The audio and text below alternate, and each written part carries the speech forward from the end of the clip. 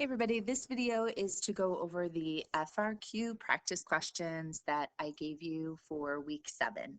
So it starts off reminding you that you got to make sure you write out your answer in full sentences. They do not want outlines, they don't want bulleted lists, and they don't want just diagrams. They want you to explain in sentences what's happening. So the first question says, scientists studying transcription in yeast created an experimental strain that produced a modified RNA polymerase containing a single amino acid substitution. The scientists determined the maximum elongation rate during transcription with and without the enzyme. Okay, so first of all, this is the enzyme that makes our new messenger RNA. So this is the enzyme that does transcription, and they modified it with this single amino acid substitution, and they wanted to say which is faster, or they wanted to figure out which is faster, the one that is your normal RNA polymerase or the one that they modified.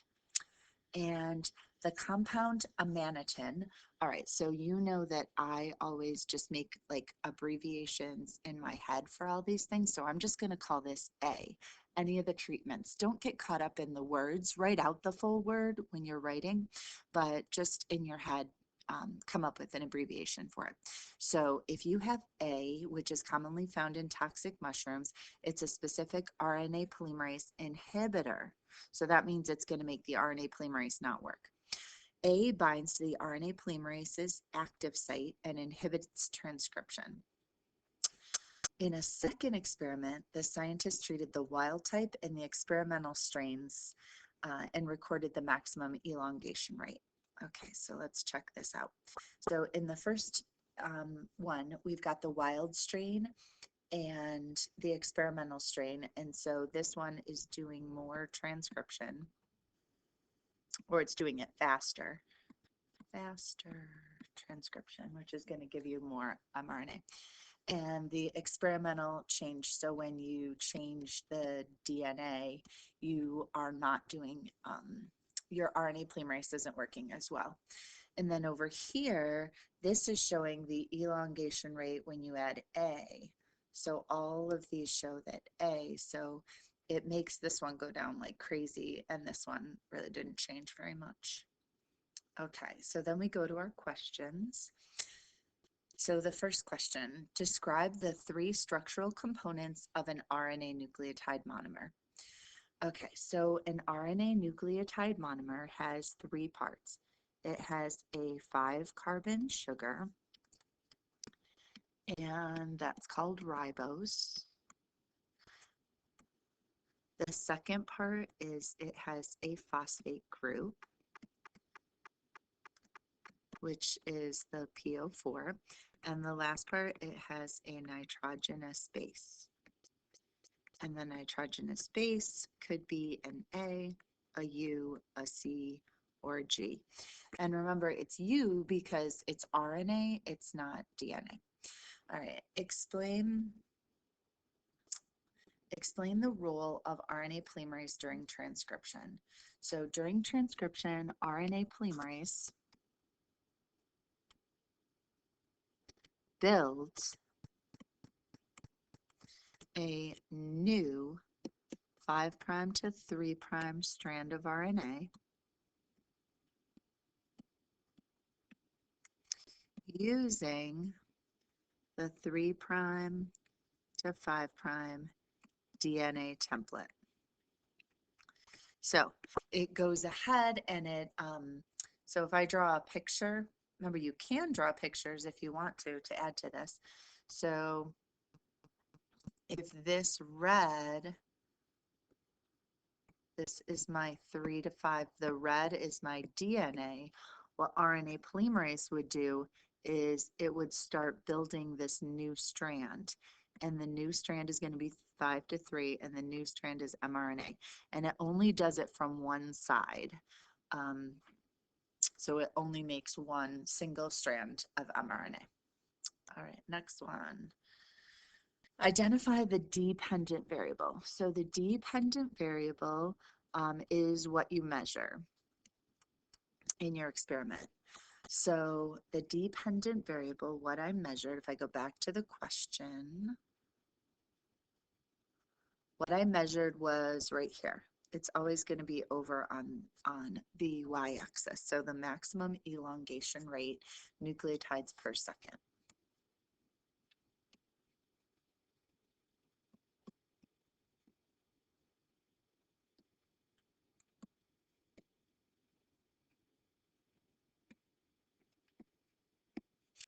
All right, identify a control group missing from the second experiment. All right, I go back up to the question. What are they missing in the second experiment? So here's the second experiment, and all of the second experiment has A in it. So what they're missing is they should have done this without A.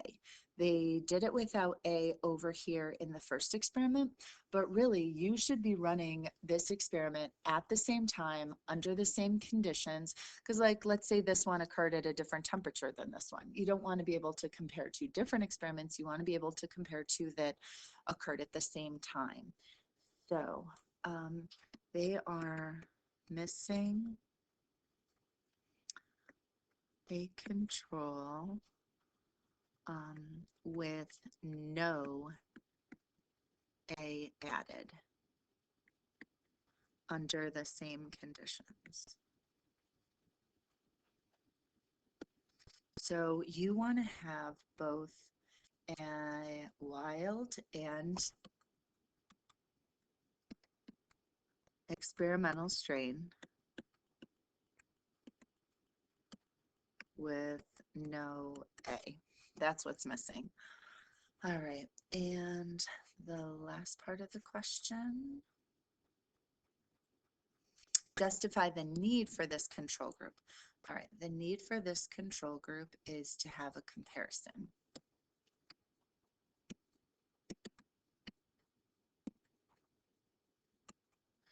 To be able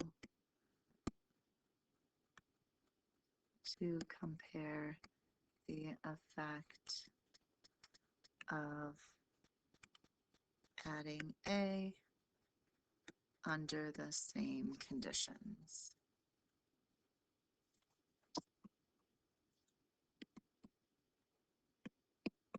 All right, so that's a really common question. What is the control and why is it needed? So the control has no independent variable added. The independent variable was that chemical A.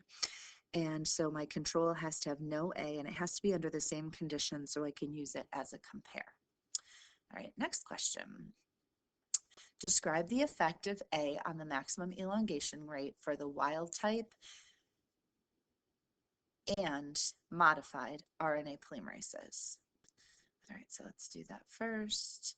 The effect of A on both of them. I think we already talked about that. Yeah, it made this one go down drastically. So it drastically reduced the elongation rate of A, and it had very little effect on the experimental strain.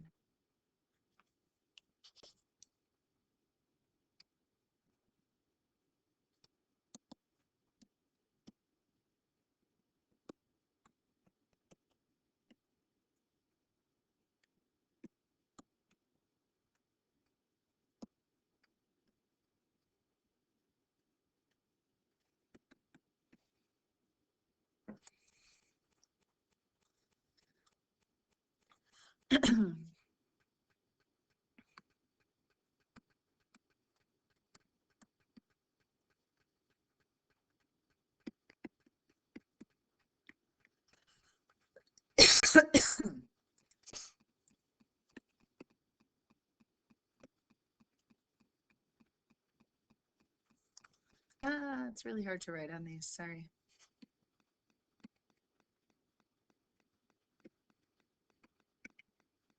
Okay, so that's the first part. The next part says, determine the ratio of the average maximum elongation rate of the modified RNA polymerase compared to the wild in figure 1. All right, so let's go back here to figure 1. All right, the wild looks like it's around 2. I'm sorry, the experimental looks like it's around 2, and the wild looks like it's around 12, so 2 to 12. Because they definitely wanted the modified to the wild. So the modified was 2 and the wild was 12, but you always have to reduce that. So that's a 1 to 6 ratio. That would be my answer. The ratio of the difference in elongation rates, 1 to 6. 6 times faster for the wild than the experimental. Next one. State the null hypothesis. So the null hypothesis is always that there's going to be no change, that any change is going to be due to chance alone, that there's no difference between wild and experimental. So no difference in maximum elongation rate of transcription due to wild versus experimental RNA polymerase. Again, on the actual exam, I would not abbreviate anything. I'm just doing that as I'm explaining the test to you.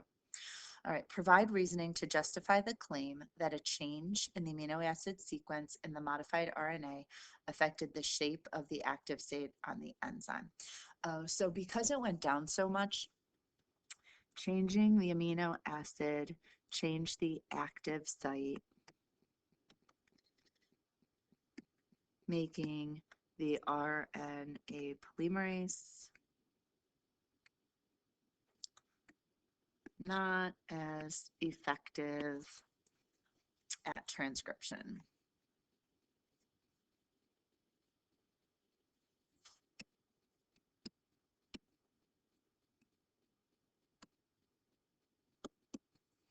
So if you think about it, if this is my DNA and this is my RNA polymerase, and it normally goes like this, and it makes the new strain or new strand. And if I modify it, here's my DNA. Here's now my modified RNA polymerase, has a different shape. It was going much slower. So changing that one amino acid made it fold different and made it work differently. All right, so that was the first question. I'm going to stop there and I'm going to do one video for each question.